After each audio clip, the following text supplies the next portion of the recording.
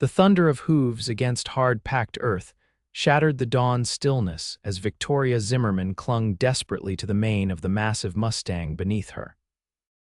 Her knuckles had turned white, her throat raw from screaming as the wild stallion tore across the open plains of Wyoming Territory, 1876.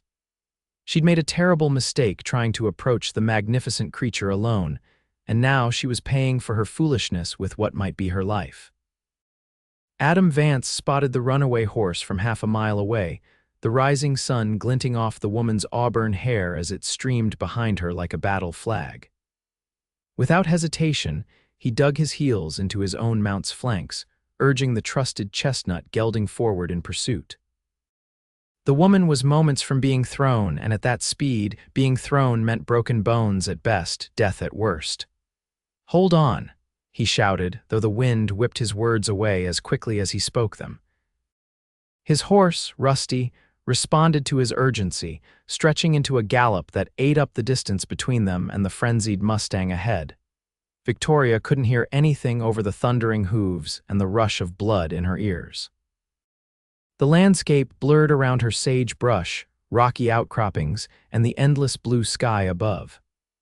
The Mustang had emerged from nowhere as she'd been sketching the sunrise, approaching with curious eyes until she'd foolishly reached out to touch him. Now the magnificent black beast was in a blind panic, and she was merely unwanted cargo. Adam leaned forward in his saddle, bringing his body parallel to Rusty's neck as they closed the gap. The wild stallion was running erratically, veering toward a steep-sided ravine that cut through the plains.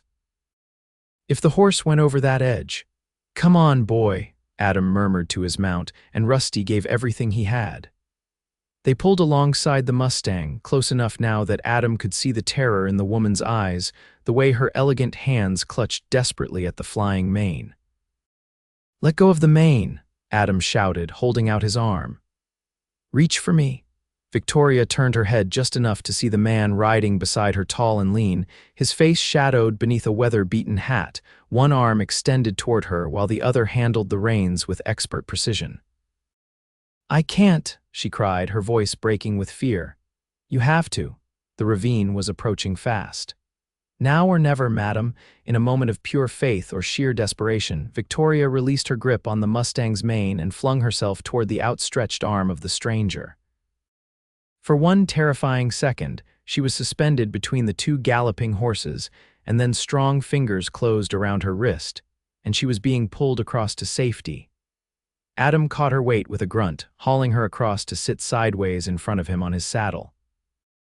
His arm circled her waist as he pulled back on the reins, slowing Rusty to a controlled stop while the black Mustang continued its wild run, disappearing over a rise in the distance. "I've got you," he said, his breath warm against her ear. "You're safe now." Victoria trembled violently, unable to speak as the reality of her rescue sank in. She was alive. This stranger had saved her life. "Thank you," she finally managed, turning to look at her rescuer properly for the first time. The rising sun illuminated a face weathered by years under the open sky, strong jawline covered in several days' worth of stubble. Deep-set eyes the color of the Wyoming sky, and lines at their corners that suggested he smiled more often than he frowned. "Adam Vance," he introduced himself, tipping his hat slightly. "Rancher over at Silver Creek, about 5 miles east of here." "Victoria Zimmerman," she replied, her voice still shaky. "I arrived in White Rock yesterday. I'm an artist. I came out this morning to sketch the sunrise."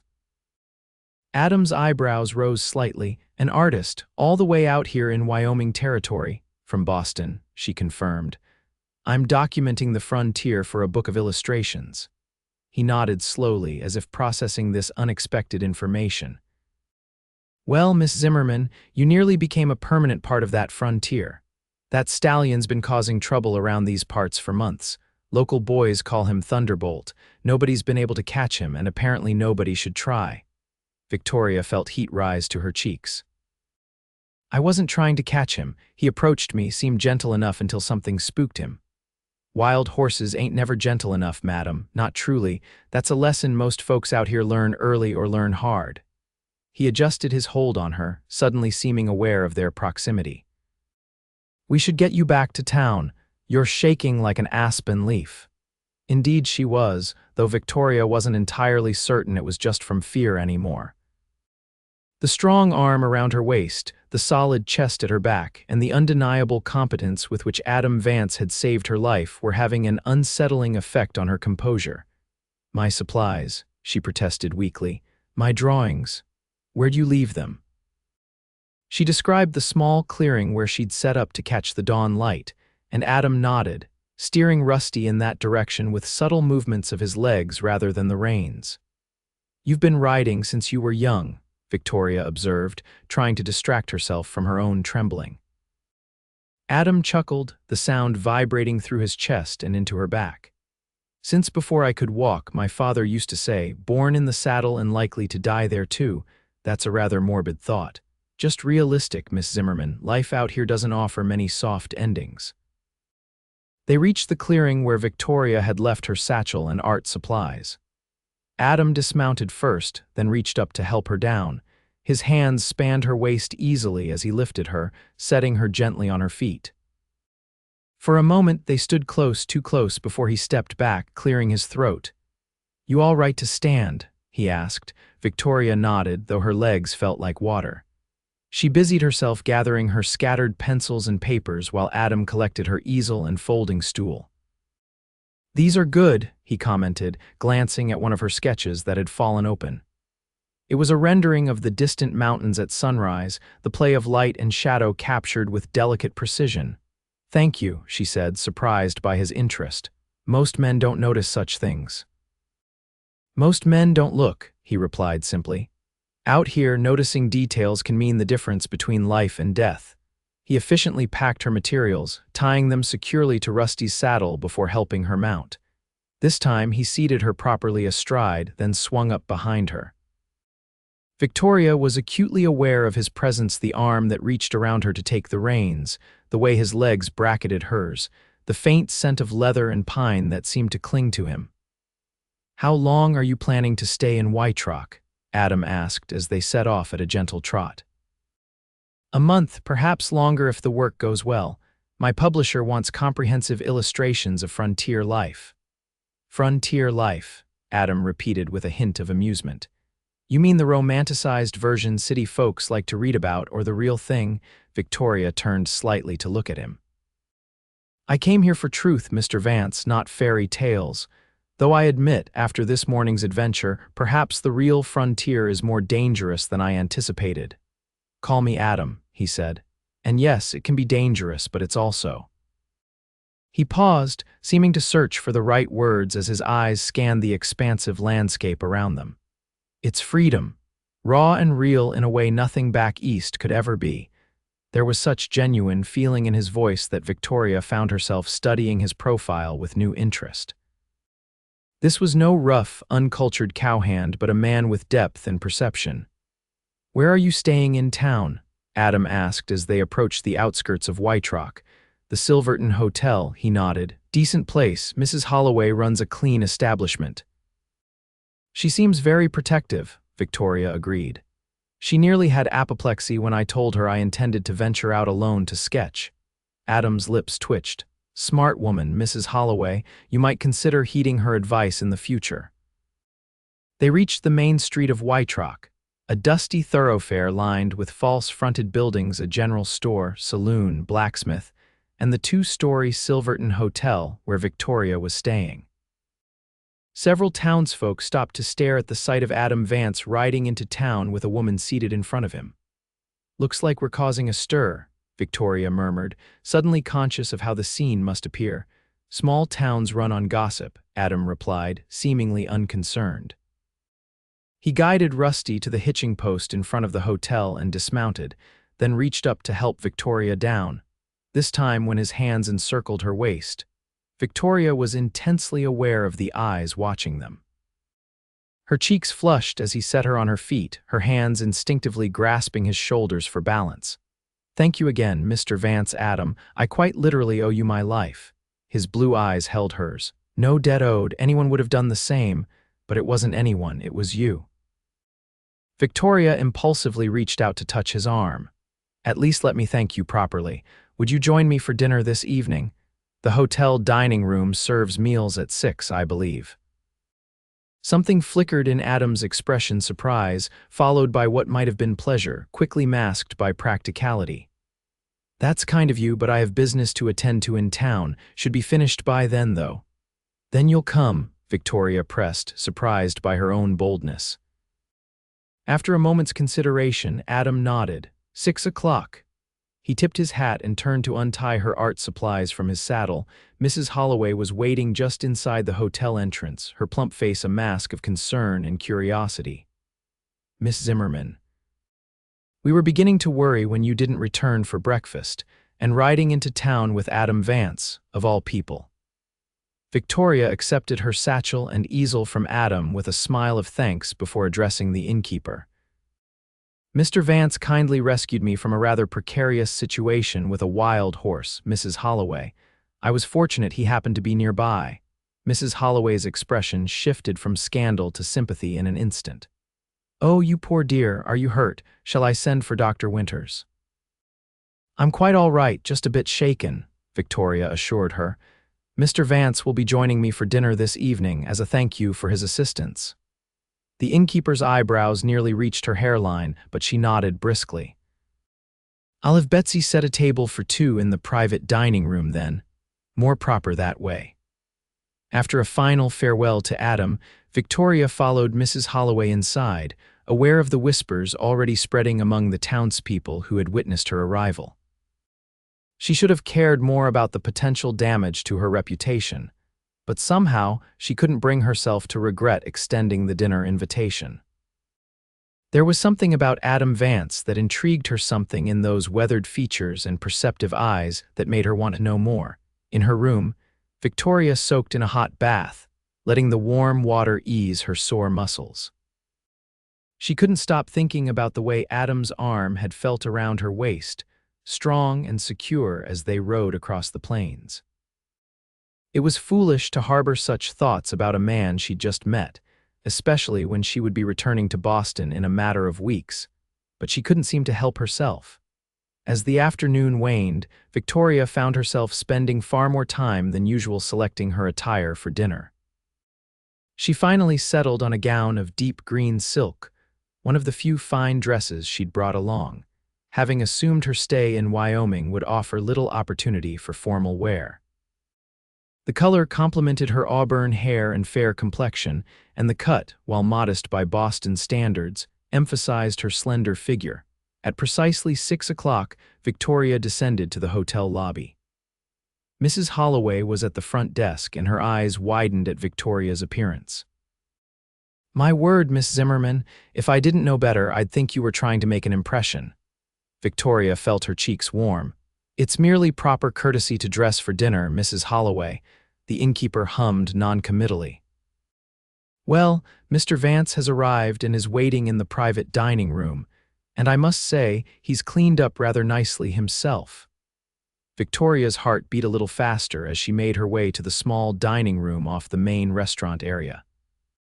When she entered, Adam rose from his chair and she found herself momentarily speechless. Gone was the dust-covered cowboy of the morning.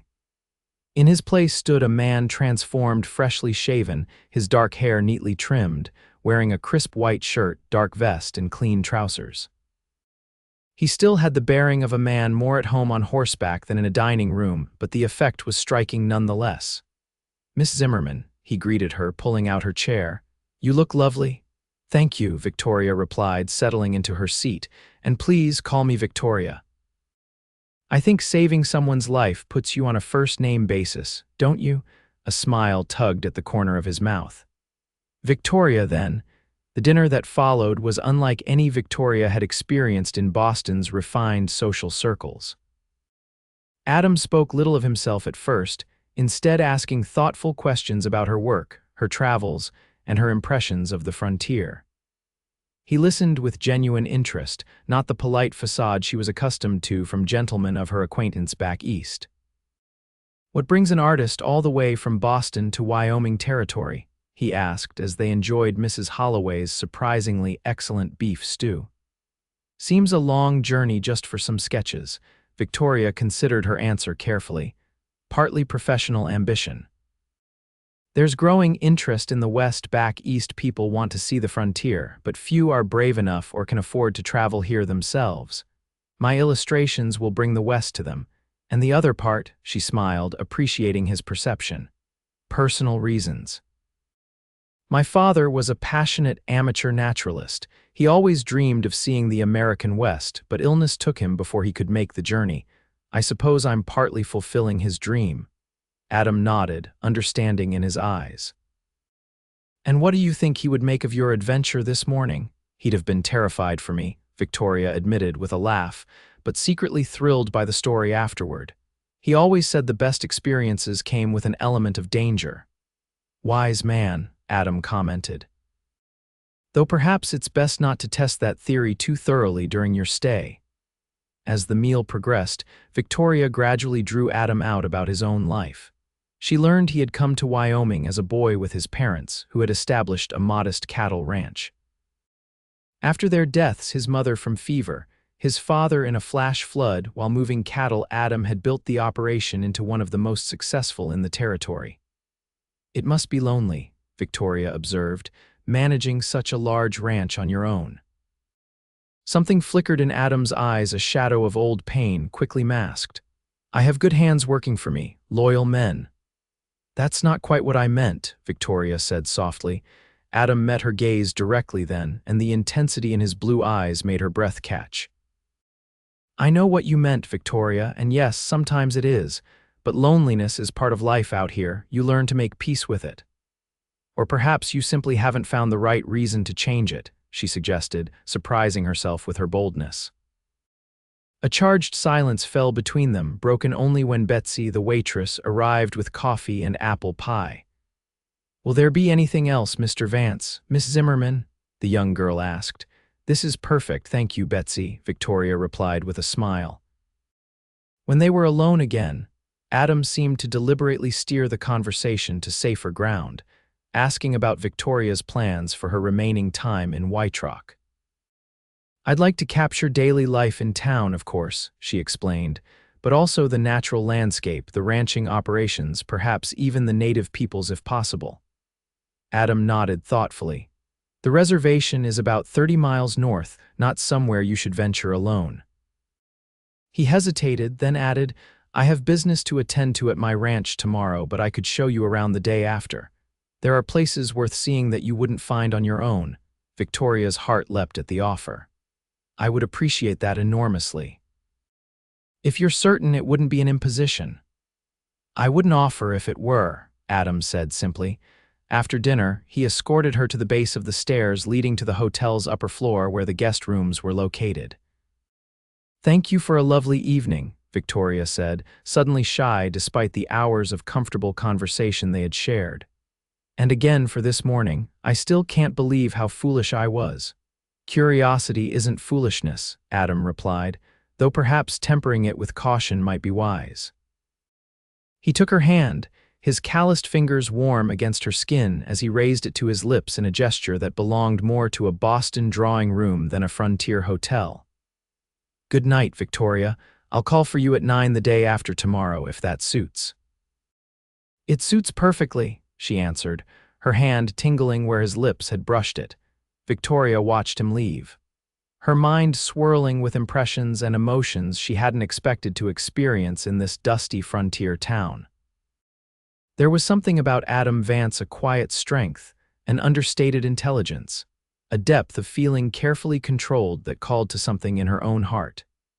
That night, Victoria dreamed of galloping horses and strong arms holding her safe against the dangers of the wild frontier. The following day passed slowly for Victoria. She ventured into town, this time keeping to the main street, where she sketched the daily activities of Wyoming children playing outside the schoolhouse, women gossiping as they shopped at the general store, men loading wagons with supplies. Several townspeople approached her, curious about her work, and she found them surprisingly welcoming once they learned of her purpose. Of course, many also mentioned her arrival with Adam Vance the previous day, their comments veiled in polite inquiry that barely concealed their burning curiosity. "Mr. Vance rarely comes to town except for business," observed Mrs. Peterson, the general store owner's wife, as Victoria sketched the store's frontier display of goods. "Keeps to himself mostly since the trouble." "Trouble?" Victoria asked, unable to resist Mrs. Peterson glanced around as if to ensure they wouldn't be overheard, though they stood in the middle of the busy store. It was 3 years ago now.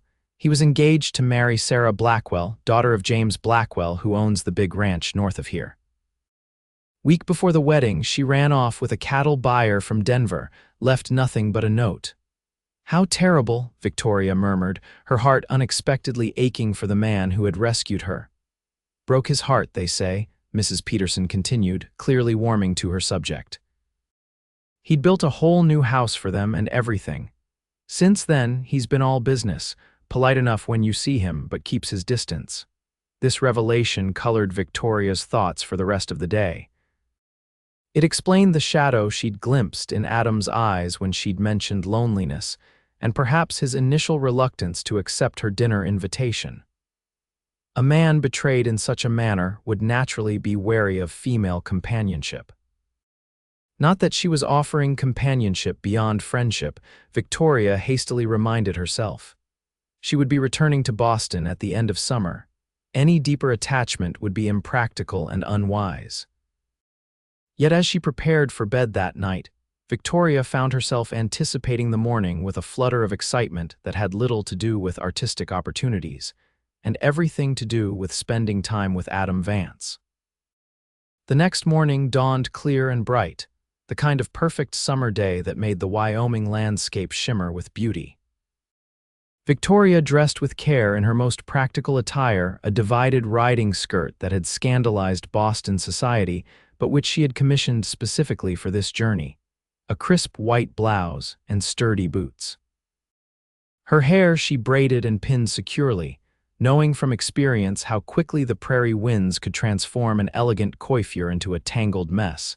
At precisely 9 o'clock, Mrs. Holloway called up the stairs. "Miss Zimmerman, your escort is here." Victoria descended to find Adam waiting in the lobby, hat in hand. He wore similar attire to what she'd first seen him in, practical clothes, suited to a day on horseback, but freshly laundered and pressed. His eyes widened slightly at the sight of her riding skirt, then crinkled at the corners with approval. "Practical," he commented. "Good. I may be from Boston, but I'm not completely impractical," Victoria replied with a smile. "I had this made specially for my journey west." "Caused quite a stir in your Boston society, I imagine," Adam said, a hint of amusement in his voice. "Apoplexy in certain quarters," she confirmed.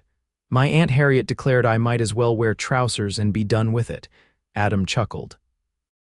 "Your Aunt Harriet has clearly never tried to ride side-saddle across open country." "No, indeed. She considers a walk in the Boston Common to be a wilderness adventure." They shared a smile of perfect understanding, and Victoria felt a warmth in her chest that had nothing to do with the summer heat. Outside, 2 horses waited at the hitching post, Adam's chestnut gelding and a gentle-looking dun mare. "This is Daisy," Adam said, helping Victoria mount. "Steadiest horse in my stable. She'll treat you right as long as you treat her right." Victoria settled into the saddle, grateful for the riding lessons she'd insisted on taking before leaving Boston. "Hello, Daisy," she said, patting the mare's neck. "I promise to be a better rider than I was 2 days ago." Adam swung easily onto his own horse. "I thought we'd ride out to Eagle Bluff first. Best view in the county, and the wildflowers should be at their peak right now. Might make for good sketching." They set out at an easy pace, riding side by side when the trail permitted. Adam proved to be an excellent guide, pointing out landmarks and sharing stories about the region's history.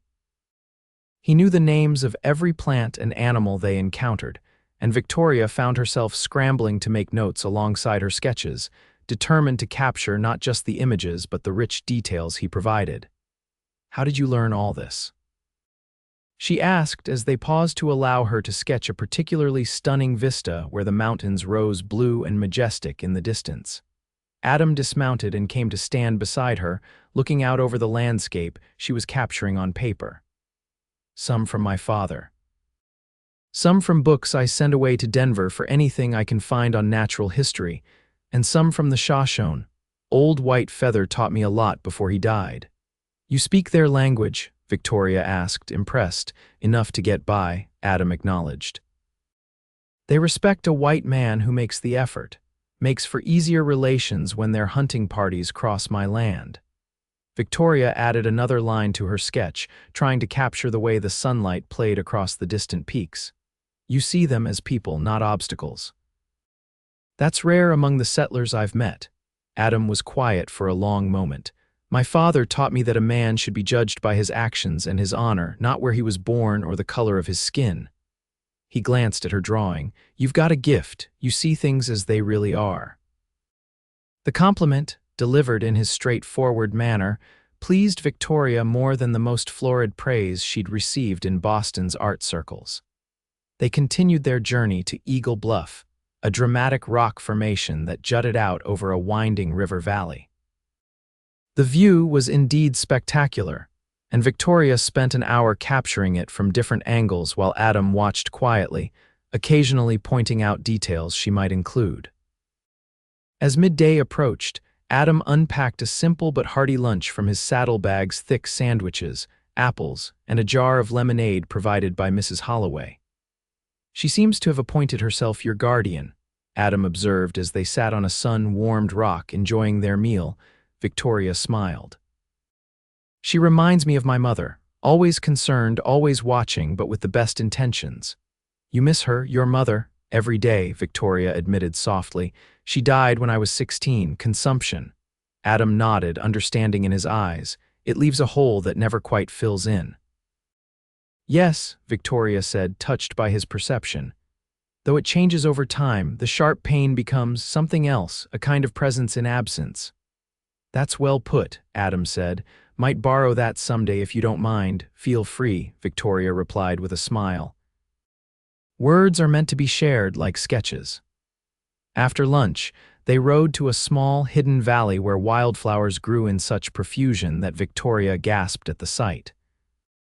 Purple lupine, golden sunflowers, scarlet paintbrush, and dozens of varieties she couldn't name carpeted the ground in a riot of color.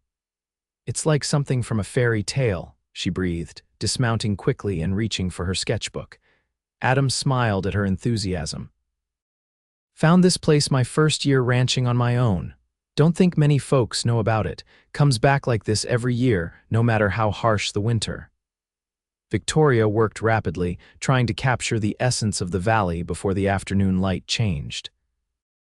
Adam wandered nearby, occasionally bringing her a particularly perfect specimen to examine more closely. You know, he said as he handed her a delicate blue flower she couldn't name, most folks who come out west see only what they expect to see: danger, hardship, savagery. They miss all this.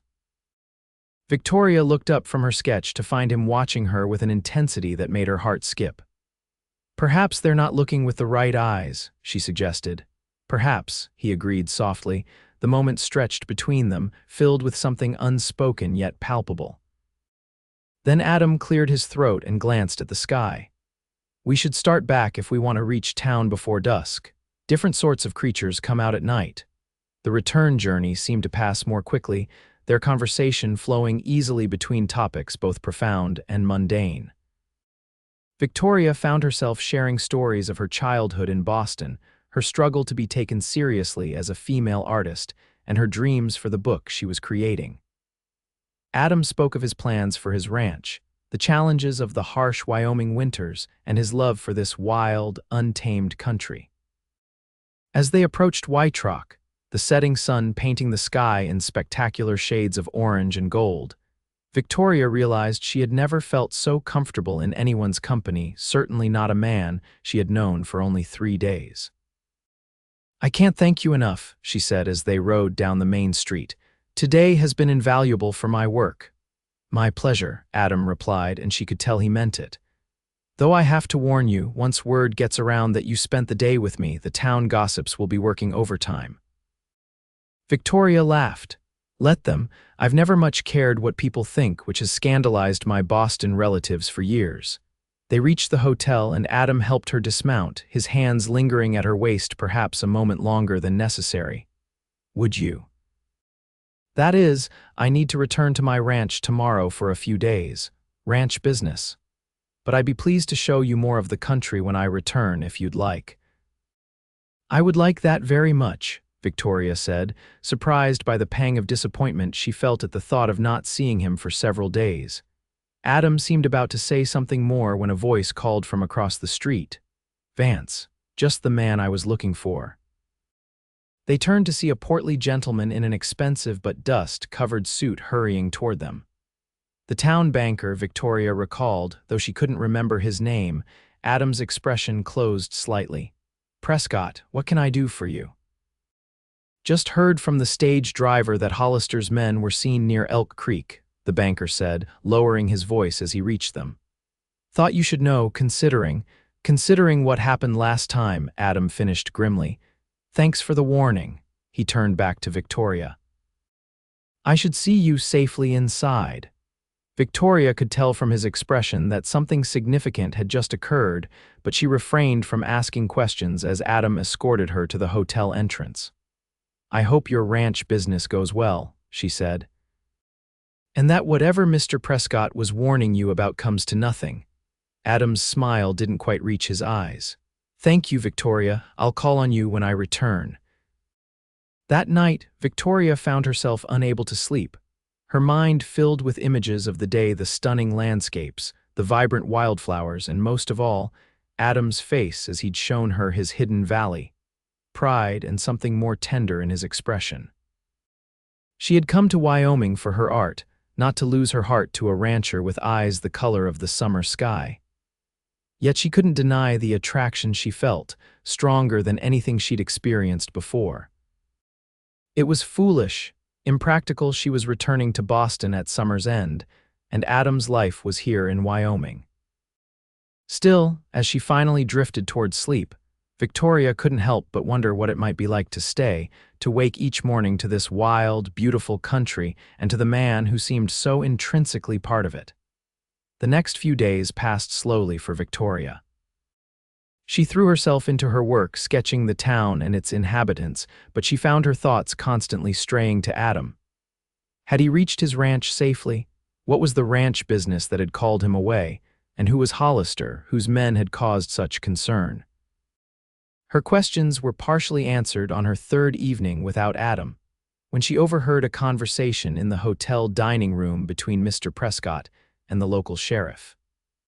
"Hollister's pushing his boundaries again," Prescott said in a low voice that nonetheless carried to where Victoria sat alone with her sketchbook. "Testing how far he can go before someone pushes back." "Vance can handle himself," the sheriff replied, sounding unconcerned. "Has before." "That was before Hollister hired the Taggart brothers. Mean business, those two. Word is they've killed men for less than what Vance did to Hollister last spring." Victoria strained to hear more, but the men lowered their voices further, and she could catch only fragments, something about water rights, cattle rustling, and a burned barn. That night, she found herself watching the road from her window, unreasonably worried about a man she barely knew yet felt inexplicably connected to. It was another 2 days before Adam returned to Wytrock. Victoria was sketching outside the general store when she saw him ride down the main street, accompanied by 2 rough-looking men whom she assumed were his ranch hands.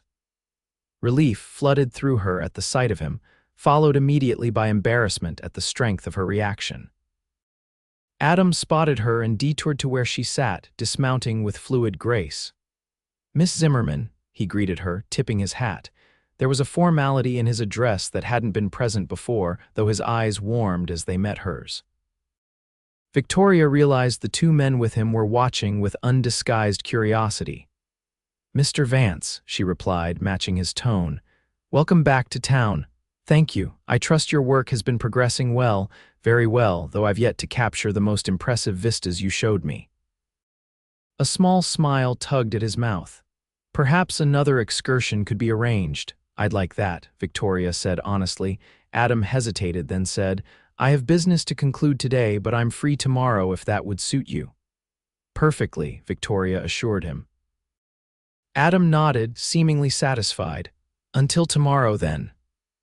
He remounted and continued down the street with his men, but not before Victoria caught one of them, elbowing the other with a knowing grin. That evening, a package arrived at Victoria's hotel room, a book on Wyoming wildflowers, carefully wrapped in brown paper with a simple note. To help with your sketches. A.V. Victoria traced her fingers over the elegant, masculine handwriting, touched by the thoughtfulness of the gift. It must have been ordered specially from Denver or even further east, a considerable expense and effort in this remote territory. The next morning dawned cloudy, with a hint of rain in the air, the first break in the perfect summer weather since Victoria's arrival. She feared their excursion might be canceled, but at the appointed hour, Adam arrived at the hotel, leading Daisy and his own mount. "It won't rain until afternoon," he assured her, helping her mount, "and I know a place we can shelter if needed." They rode northwest this time, toward a range of low hills that Adam said contained some of the most interesting geological formations in the territory. The landscape was different in the muted light of the cloudy day, softer, more mysterious, with subtle gradations of color that challenged Victoria's artistic skills. Adam seemed quieter than before, and Victoria sensed a preoccupation in him that hadn't been present during their previous excursion. Finally, as they paused to rest the horses by a small stream, she gathered her courage to ask about what she'd overheard. "Is everything all right, Adam? I couldn't help but notice you seem troubled today." He looked at her sharply, then his expression softened. "That obvious, is it?" "Only to someone paying attention," she replied. Adam sighed, running a hand through his hair in a gesture she was beginning to recognize as a sign of internal conflict. "There's a situation developing with a neighboring rancher, Hollister. He's been pushing boundaries, literal and figurative, for months now." "I overheard something about that in town," Victoria admitted. "About water rights and cattle, eavesdropping, Miss Zimmerman?" Adam asked, but there was no censure in his tone, only a tired sort of amusement. "Observing," she corrected. "It's what artists do." That drew a genuine smile from him. "Fair enough." He was quiet for a moment, then continued. "Hollister moved into the territory last year, bought the old Davidson place. Started out friendly enough, but it didn't take long to see what kind of man he really is. Believes might makes right, and he's not particular about how he gets what he wants." "And what does he want?" "My land," Adam said simply, "or more specifically, the water that runs through it. Controls the water, controls everything in this country." Victoria nodded her understanding. Even in her short time in Wyoming, she had come to appreciate how precious water was in this arid landscape. "He's been rustling my cattle, small numbers at first, then more boldly," Adam continued. "Diverted a stream that should flow onto my grazing land, threatened my men when they've confronted his." "And the law?" Victoria asked. "Can't the sheriff help?" Adam gave a short, humorless laugh. "Sheriff Jenkins is a good man, but his jurisdiction is the town. Out on the range, a man largely has to solve his own problems." "That sounds dangerous," Victoria said softly, a chill running through her despite the warm day. Adam's eyes met hers, and she saw in them a resolution that was both admirable and frightening. "It can be.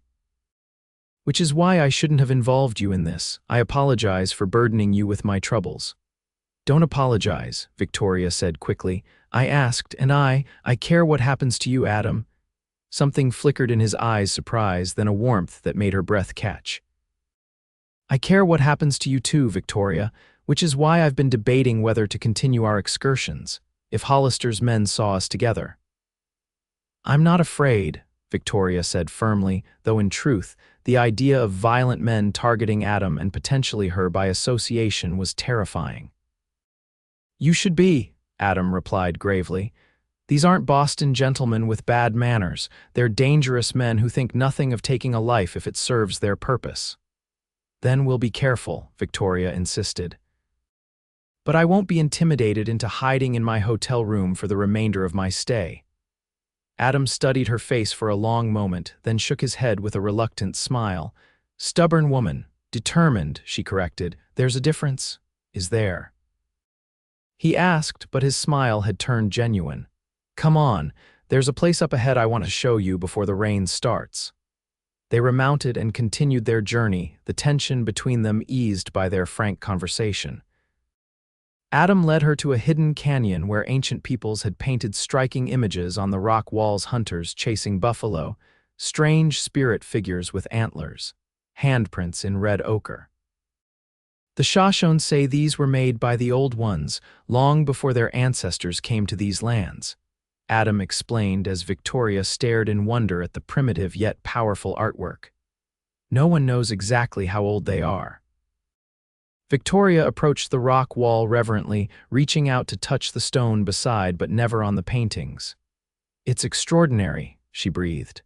"To think of the hands that created these hundreds, perhaps thousands of years ago." "I thought you'd appreciate it," Adam said, watching her with a warmth in his eyes that had nothing to do with professional interest. "Not many folks do. Most settlers see only peculiar drawings, not the human connection across time." Victoria turned to face him, suddenly acutely aware that they were alone in this sacred, secret place, far from the eyes of Wytrock's gossips. "You see things differently too, Adam. It's one of the things I admire most about you." He took a step toward her, close enough now that she could see the varying shades of blue in his eyes, the tiny scar at the edge of his jaw that she'd never noticed before. "Victoria," he said, her name almost a caress on his lips. "I should tell you," a distant rumble of thunder interrupted whatever he had been about to say, and they both looked up at the darkening sky visible through the canyon's narrow opening. "Storm's coming faster than I expected," Adam said, his expression shifting to concern. "We should head back." "Can we make it to town before it hits?" Victoria asked, reluctantly turning away from the ancient paintings. Adam assessed the sky with the practiced eye of a man who had spent his life reading weather patterns. "No, but there's a line shack about 2 miles from here. We can shelter there until it passes." They rode quickly, the thunder growing louder and more frequent behind them. Victoria could feel Daisy's nervousness as the air charged with electricity, but the mare followed Adam's gelding steadily, seeming to trust that they were heading toward safety. The first heavy drops began to fall just as a small cabin came into view, nestled against a stand of pine trees. By the time they reached it, the rain was coming down in sheets, and Victoria was thoroughly soaked despite Adam's oilskin coat, which he had insisted she wear. Adam dismounted quickly and helped Victoria down, then led the horses to a lean-to attached to the cabin. "Get inside," he called over the increasingly heavy downpour. "I'll see to the horses." Victoria didn't argue, hurrying to the cabin door. It was unlocked, as she had expected in this vast territory. Shelter was never denied to those who needed it, regardless of ownership. Inside was a single room with a stone fireplace, a narrow bed against one wall, a crude table and chairs, and shelves stocked with basic provisions. She removed Adam's coat and hung it on a peg by the door, then stood uncertainly in the middle of the room, water dripping from her sodden clothes onto the plank floor.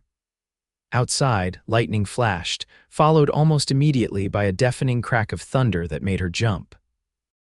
The door opened and Adam entered, his clothes as soaked as hers. "Horses are settled," he said, running a hand through his wet hair. "This looks to be a big one, might have to wait it out a while." He moved to the fireplace with the ease of familiarity, quickly building a fire from the stacked wood beside it. As warmth began to fill the small space, Victoria became acutely aware of her wet clothes clinging to her skin and the impropriety of their situation. Adam seemed to realize the same thing as he straightened from the now crackling fire. There should be some dry clothes in that trunk," he said, pointing to a wooden chest at the foot of the bed. "Probably too big for you, but better than staying in wet things." He turned his back, giving her privacy, and busied himself with examining the provisions on the shelves. Victoria opened the trunk to find several sets of men's clothing, plain work shirts, trousers, and even a nightshirt. She selected the smallest shirt she could find and a pair of trousers. She gestured vaguely toward the far corner of the room. Adam nodded, keeping his back turned. "I won't look." Victoria retreated to the corner, quickly removing her wet clothing and donning the borrowed garments. The shirt hung almost to her knees, and she had to roll the trousers' waistband several times to keep them from falling off, but the dry fabric was a blessed relief. "Your turn," she said when she was decent. "I'll look at the provisions." They exchanged places, and Victoria kept her eyes firmly fixed on the shelves of canned goods and dry staples while Adam changed. She heard the rustle of fabric, the soft thud of wet boots being set aside, and tried desperately not to imagine Adam Vance removing his clothing mere feet away from her. "All right," he said finally. Victoria turned to find him in dry clothes similar to the ones she wore, though properly fitted to his tall frame. He'd hung their wet garments on chairs positioned near the fire to dry. "Looks like we have plenty to eat," she said, a little too brightly. "Beans, salt pork, coffee. Line shacks are kept stocked for emergencies," Adam explained. "Never know when you might get caught out in weather like this."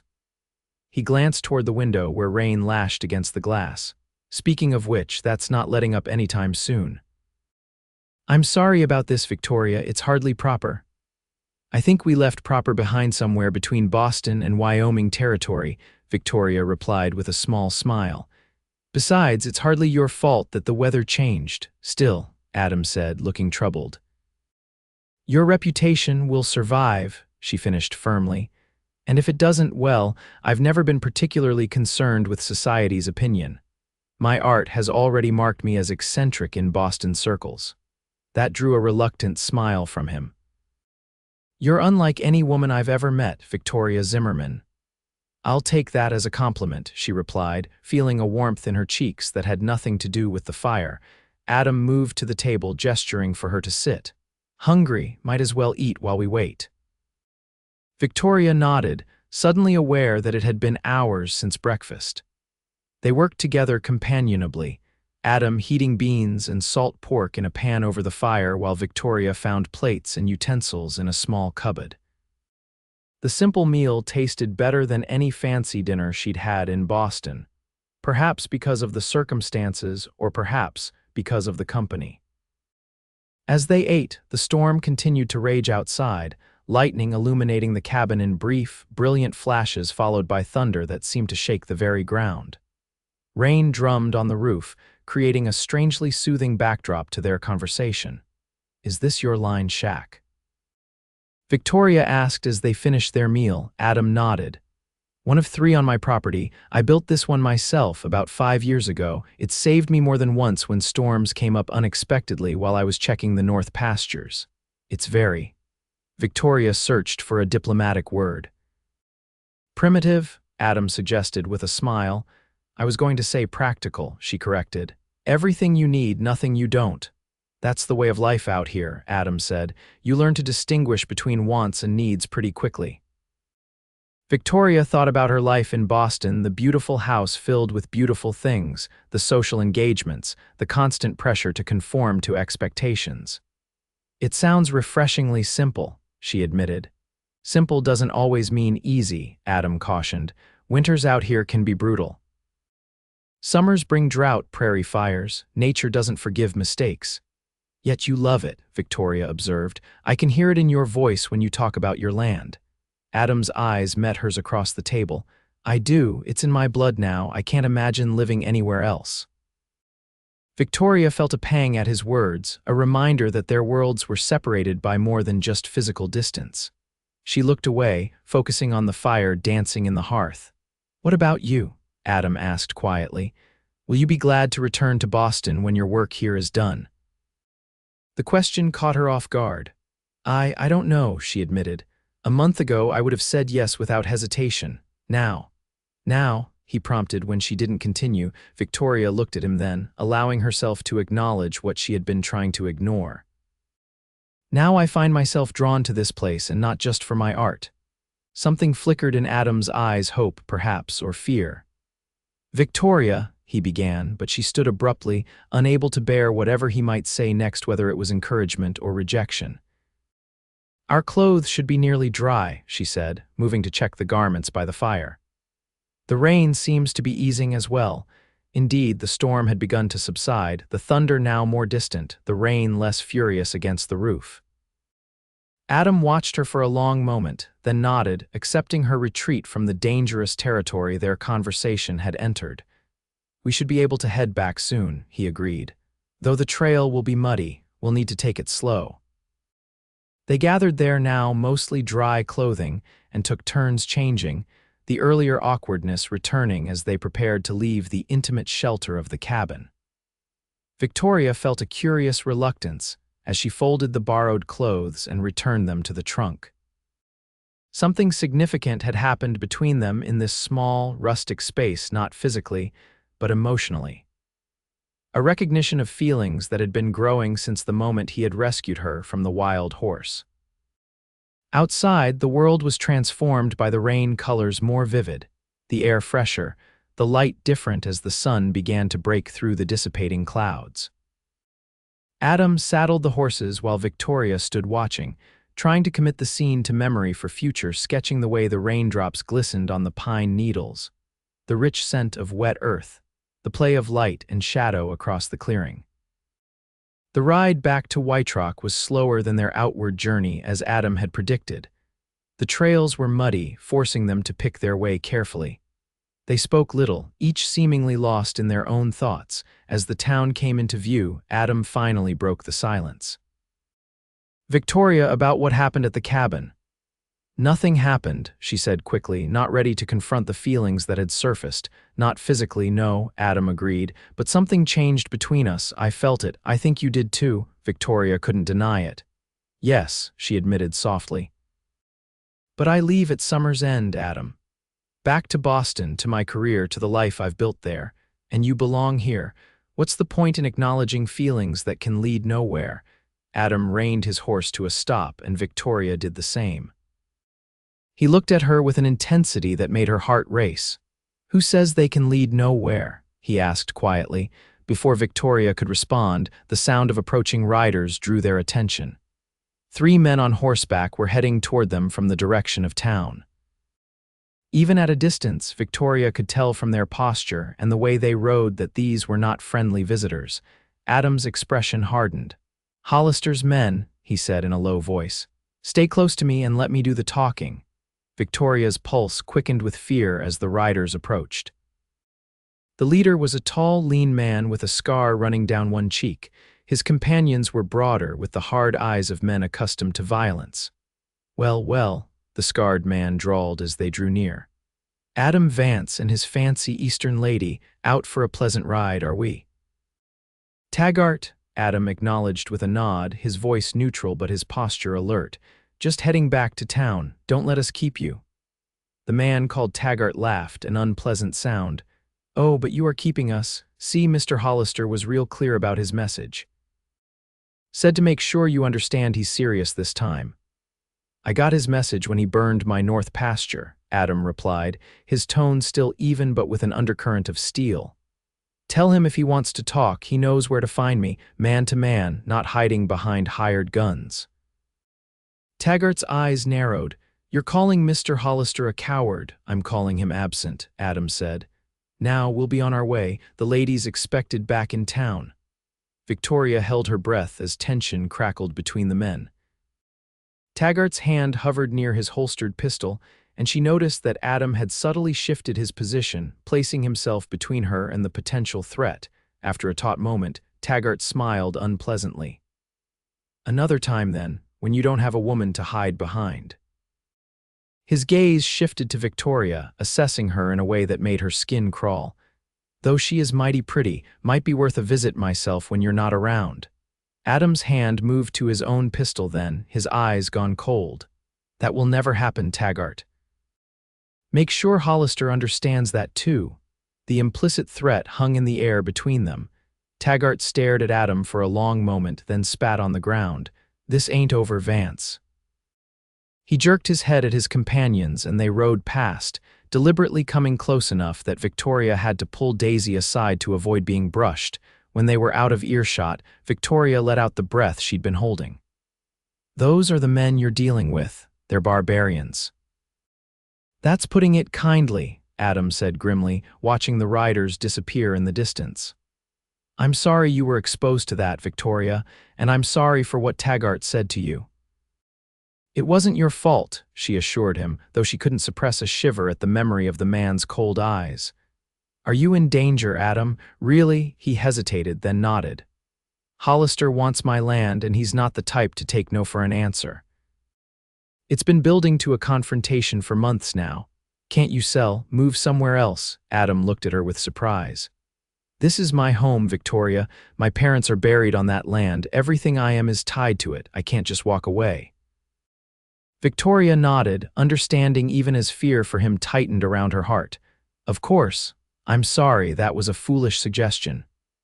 They rode the remaining distance to Wyoming in silence, both preoccupied with the encounter and its implications. When they reached the hotel, Adam dismounted first, then helped Victoria down, his hands lingering at her waist. I'll escort you inside, he said, his voice low. And I think it would be best if we didn't ride out alone again, at least not until this situation with Hollister is resolved. Victoria wanted to protest, but the memory of Taggart's threatening manner stopped her. I understand, she said reluctantly, but please be careful, Adam. These men seem capable of anything. I've dealt with their kind before, he assured her, though his eyes remained troubled. But I want you to promise me something. If anything happens, anything at all that makes you feel unsafe, you'll take the stage to Cheyenne immediately. I've arranged credit for you at the bank. Mr. Prescott will provide funds for your journey if needed.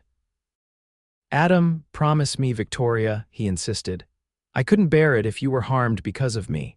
The raw emotion in his voice silenced her objections. I promise, she said softly, but you must promise me something in return. Don't face these men alone. Get help the sheriff your ranch hands, someone. Adam's expression softened. I promise to be careful. That's the best I can offer. It would have to be enough. Victoria nodded, then impulsively reached up to touch his cheek.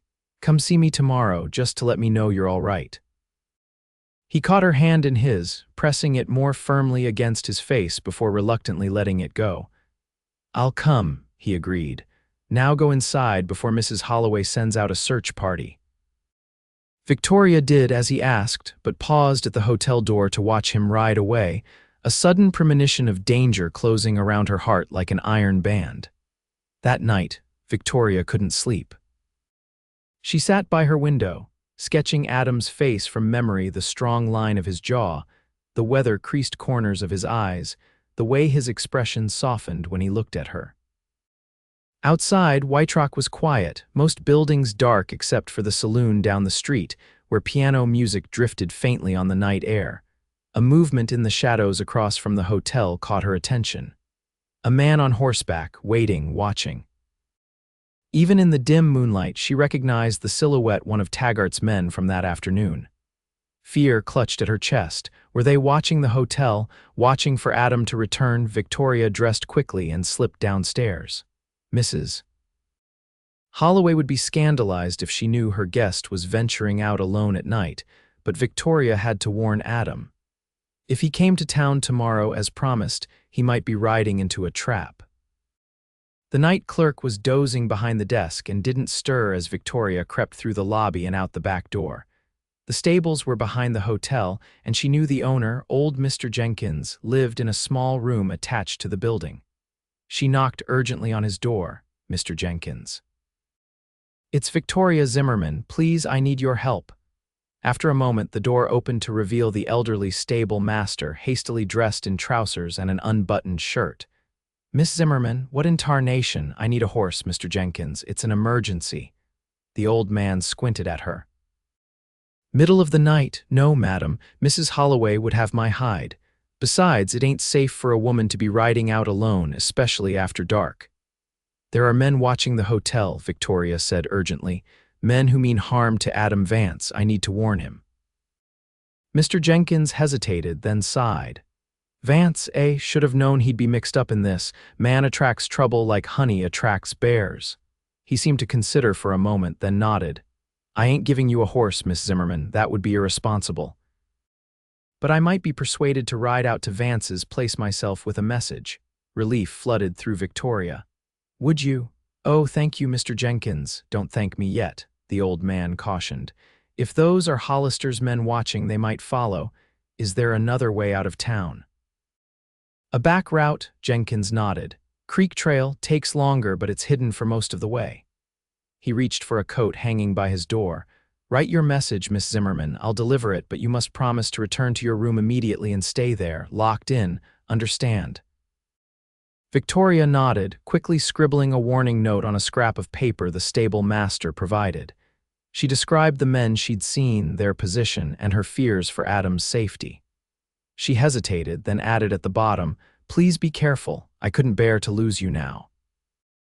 Jenkins read the note, raised an eyebrow at the last line, but made no comment as he folded it into his pocket. "Back to your room now, miss, and not a word to anyone about this little midnight excursion." Victoria thanked him again and slipped back to the hotel, her heart racing but relieved that her warning would reach Adam. As she climbed the stairs to her room, she realized how deeply her feelings for the rancher had grown in such a short time. The thought of him facing danger, perhaps death, at the hands of Hollister's men was unbearable. Back in her room, she locked the door as promised and returned to her window vigil. The man across the street remained in position, joined now by a second figure. They were definitely watching the hotel. Victoria shivered, suddenly feeling exposed at her window, and drew the curtains closed. Sleep eluded her entirely that night. She alternated between pacing her room and sitting rigidly in the chair by the curtained window, straining to hear any sounds of conflict from the street below. As dawn approached, she heard hoofbeats, several horses moving at speed through town, then silence again. When morning finally came, Victoria dressed carefully, trying to maintain a semblance of normalcy despite her exhaustion and worry. She had just finished pinning her hair when a sharp knock came at her door. "Miss Zimmerman," Mrs. Holloway's voice called. "Are you decent?" "Yes, come in," Victoria replied, hurrying to unlock the door. The innkeeper entered, her round face creased with concern. "There's been trouble, miss." "Fighting out at the Vance ranch. Sheriff just rode out with a posse." Victoria's heart seemed to stop in her chest. "Fighting? Is Mr. Vance all right?" "Don't rightly know," Mrs. Holloway admitted. "Mr. Jenkins came back just before dawn, said there'd been shooting. Hollister's men tried to bushwhack Vance on his own property." "I need to go there," Victoria said, already reaching for her shawl. "Can someone take me?" Mrs. Holloway looked scandalized. "Go to a ranch where there's been shooting? Absolutely not. It's not proper and it's not safe." "I don't care about proper," Victoria insisted. "And as for safe, Adam Vance saved my life. I can't just sit here not knowing if he's—" She couldn't bring herself to finish the thought. The innkeeper's expression softened. "You've got feelings for him, haven't you, for Vance?" Victoria didn't see any point in denying it. "Yes," she admitted. "I do." Mrs. Holloway sighed heavily. "Lord help me, I'm getting soft in my old age. My husband's wagon is out back. I'll drive you there myself." Victoria could have hugged the woman. Thank you so much." "Don't thank me yet," Mrs. Holloway cautioned, echoing Mr. Jenkins' words from the night before. "And don't think I haven't noticed you were up to something last night. Those floorboards creak something fierce, and I'm a light sleeper." The journey to Adam's ranch was the longest of Victoria's life, though in reality it took less than an hour. Mrs. Holloway proved to be a capable driver, handling the wagon with practiced ease as she filled Victoria in on what little she knew. Jenkins said Hollister's men came in the night, looking to set fire to the barn. Vance was waiting for them, though your warning did that much good. There was shooting, and Jenkins thinks at least one man was hit, but he couldn't say who. Victoria gripped the seat edge until her knuckles whitened. "And Adam, did Mr. Jenkins see him?" "Briefly. Said Vance was organizing his men, sending some to protect the house, others to head off flanking riders." Mrs. Holloway glanced at Victoria's pale face. "He's not a man easily killed, Miss Zimmerman. Tough as old boot leather, that one." The Silver Creek Ranch came into view as they crested a low hill, a sprawling property with a large two-story house, several outbuildings and corrals for the horses. Even from a distance, Victoria could see unusual activity, men on horseback riding the perimeter, others standing guard near the house. As they drew closer, she spotted the sheriff's horse tied to the front porch rail. Mrs. Holloway pulled the wagon to a stop near the house.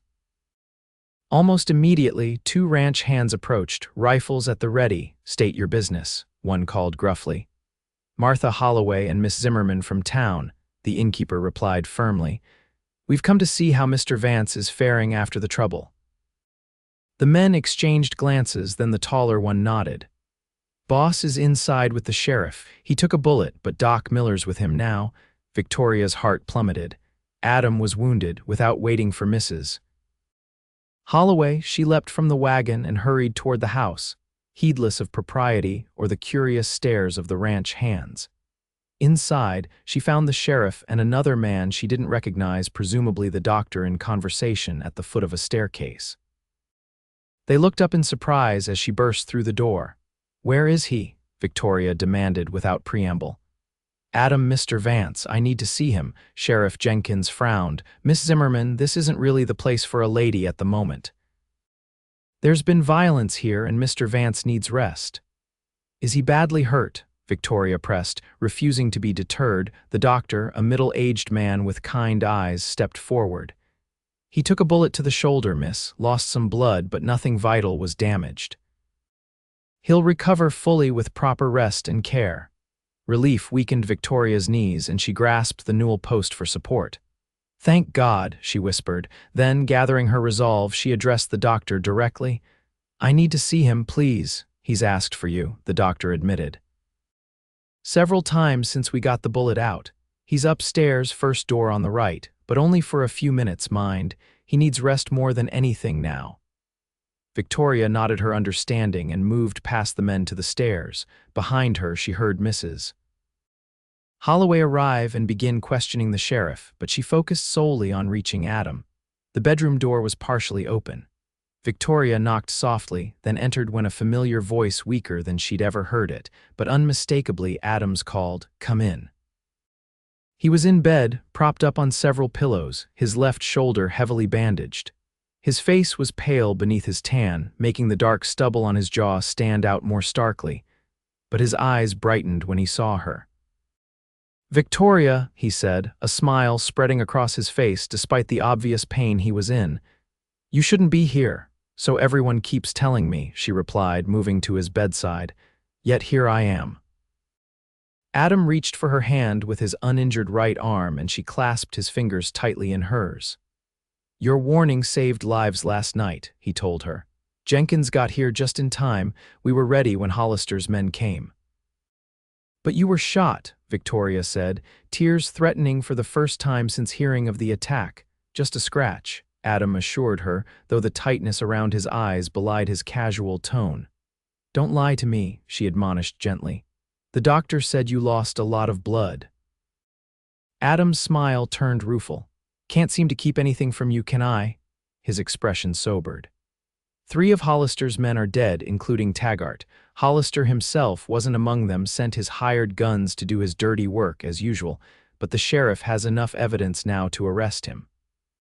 "It's over, Victoria." She should have felt only relief at this news, but a selfish part of her heart whispered that with the danger past, she had no reason to delay her return to Boston. No reason except the man whose hand she held, whose blue eyes watched her with an emotion she was finally ready to acknowledge. "I was so afraid," she admitted softly. "When Mrs. Holloway told me there had been shooting, that men had died. I thought I might lose you before I ever had the chance to tell you." "Tell me what?" Adam prompted. When she hesitated, Victoria took a deep breath. "That I love you," she said simply. "That I know it's impractical and probably impossible given our different lives, but I love you nonetheless."